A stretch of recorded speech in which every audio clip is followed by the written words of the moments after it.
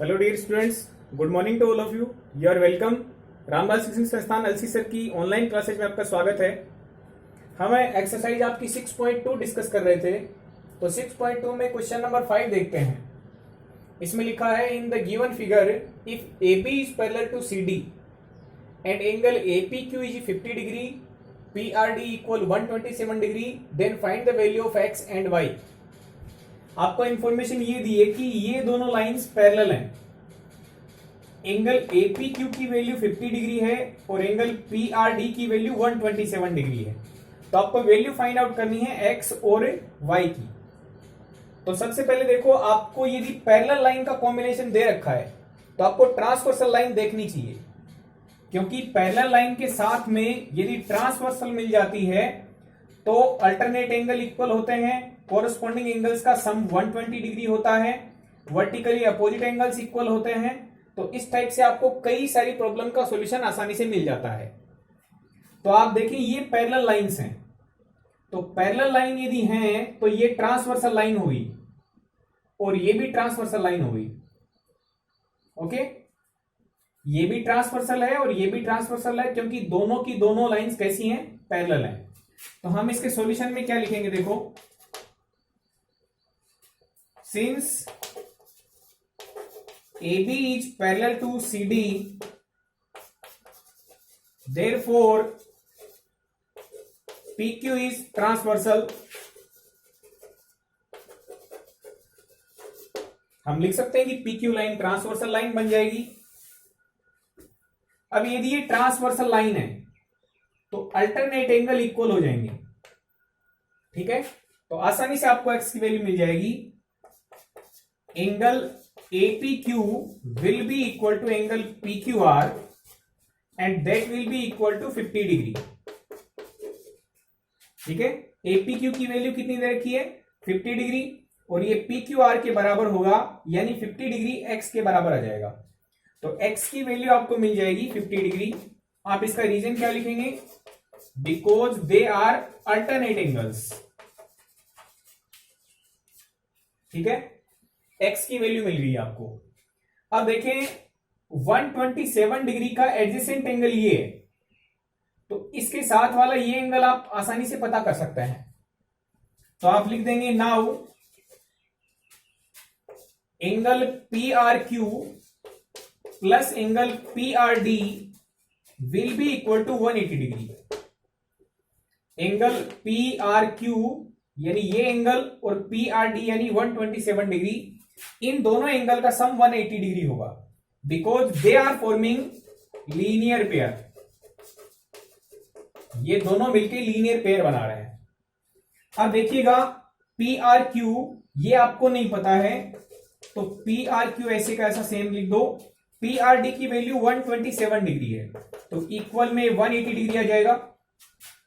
अब वैल्यू को हम ट्रांसफर कर देंगे इस साइड में, तो लिख देंगे angle PRQ will be equal to 180 degree minus 127 degree. ठीक है, ये माइनस करेंगे, देखो 10 माइनस 7 यानी 3 हो जाएगा, ये 13 बनेगा, 18 माइनस 13 यानी 5, तो 53 डिग्री वैल्यू आ जाएगी ये वाली। ये एंगल आपका 53 डिग्री हो जाएगा। ये आपकी सेकेंड इक्वेशन आप लिख देंगे। अब एक बात आप जानते हैं कि ट्राइंगल में तीनों एंगल्स का सम 180 डिग्री होता है।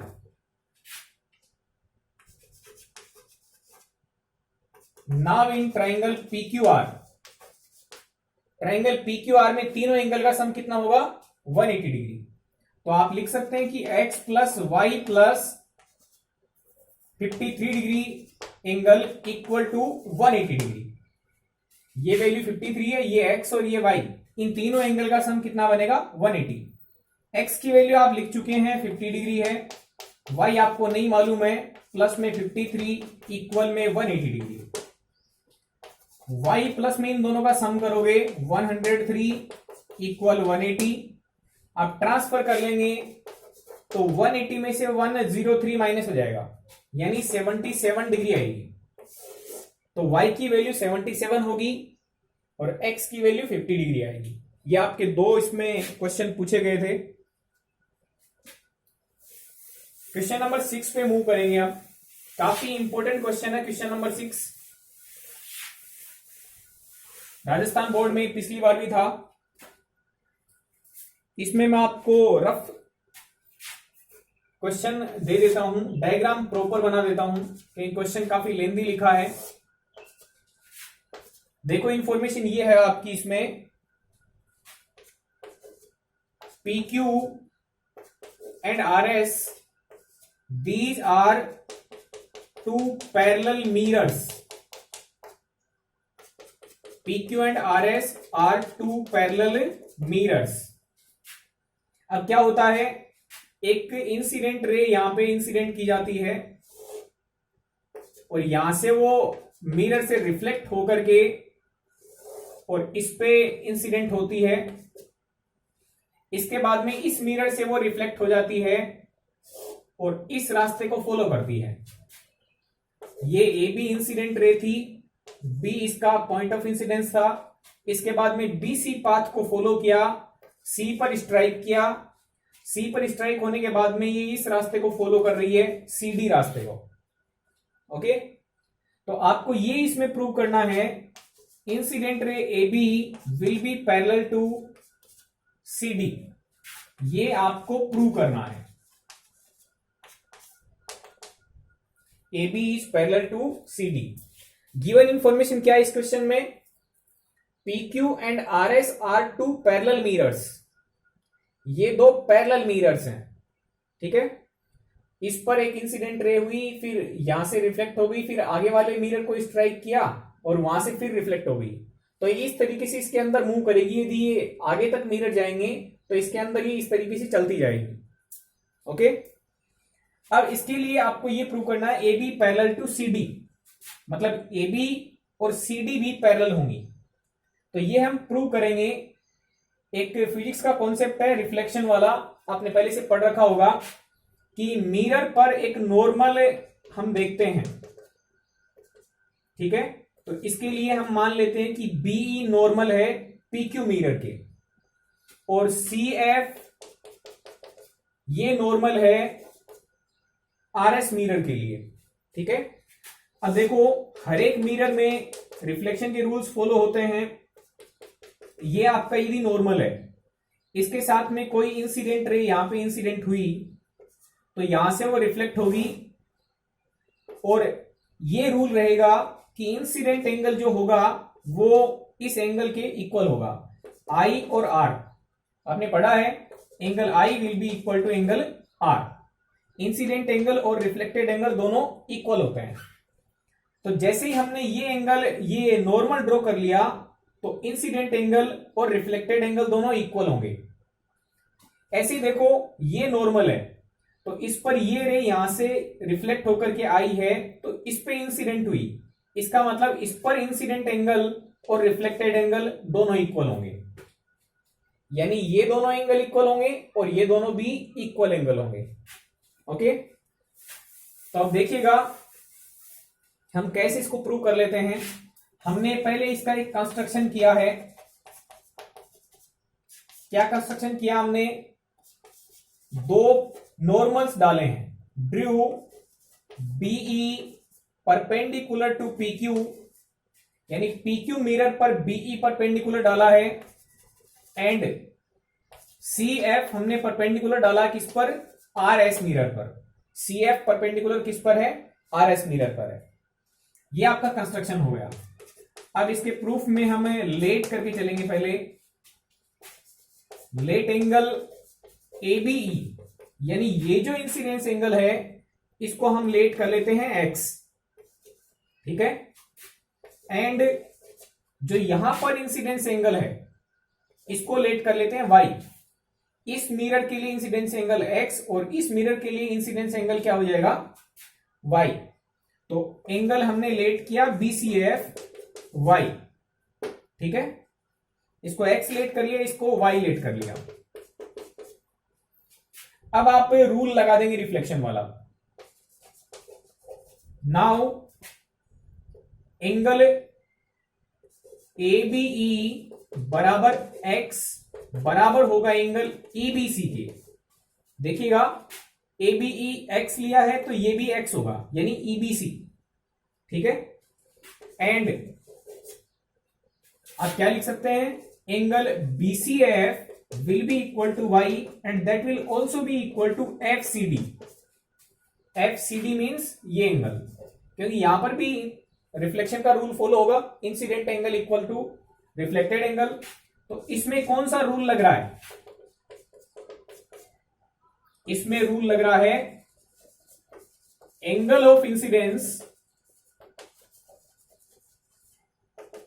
Is equal to angle of reflection, ठीक है। इंसिडेंट एंगल और रिफ्लेक्टेड एंगल दोनों इक्वल होंगे। By equation number first and second we can conclude that ये टोटल एंगल क्या बनेगा आपका, angle ABC will be equal to 2x and angle BCD will be equal to 2y। ये equation आपकी 3 हो जाएगी, ठीक है। अब हमें एक रूल और देखना पड़ेगा, क्या हम ये बोल सकते हैं कि BE और CF ये दोनों भी पैरेलल होंगे, क्या ऐसा पॉसिबल है? ध्यान से देखिएगा, ये दो आपके पैरेलल मिरर्स थे, हमने इसका नॉर्मल ड्रॉ किया यानी ये एंगल 90 डिग्री, और यहां पर भी हमने नॉर्मल ड्रॉ किया यानी ये एंगल भी 90 डिग्री, ठीक है। ये दोनों लाइन पहले से पैरेलल चल रही हैं। यदि हम नॉर्मल को आगे बढ़ा दें तो देखो क्या होगा, ये एंगल 90 है तो ये एंगल भी डेफिनेटली 90 होगा। क्यों होगा? क्योंकि दोनों पैरेलल लाइंस के बीच में जो सेम साइड में एंगल होते हैं उनका सम कितना होता है, 180 डिग्री। ऐसे ही आप ये देखेंगे ये एंगल भी कितना होगा, 90 डिग्री। तो आप ये समझ गए होंगे कि चारों एंगल 90 डिग्री है, इसका मतलब या तो स्क्वायर है या फिर रेक्टेंगल है। और ये भी आप समझ गए होंगे कि ये दोनों लाइंस भी कैसी होंगी, पैरेलल होंगी, क्योंकि रेक्टेंगल में भी अपोजिट साइड पैरेलल भी होती है, इक्वल भी होती हैं, और स्क्वायर में भी अपोजिट साइड पैरेलल भी होती है और इक्वल भी होती है। इसका मतलब ये है कि ये दोनों पैरेलल होंगी, ये जो नॉर्मल है वो क्या होंगे, पैरेलल होंगे। अब ध्यान से देखिएगा, यदि आपकी ये दोनों पैरेलल हैं तो इस तरीके से फिगर बन रहा है। इन दोनों पैरेलल लाइंस को ये ट्रांसवर्सल कट कर रही है, इन दोनों पैरेलल लाइंस को ये ट्रांसवर्सल कट कर रही है। इसका मतलब ये अल्टरनेट एंगल्स इक्वल होंगे, करेक्ट। इसका मतलब यहां पे एंगल x है तो ये y के इक्वल होगा। अल्टरनेट एंगल्स कैसे होंगे, इक्वल होंगे। तो हम लिख देंगे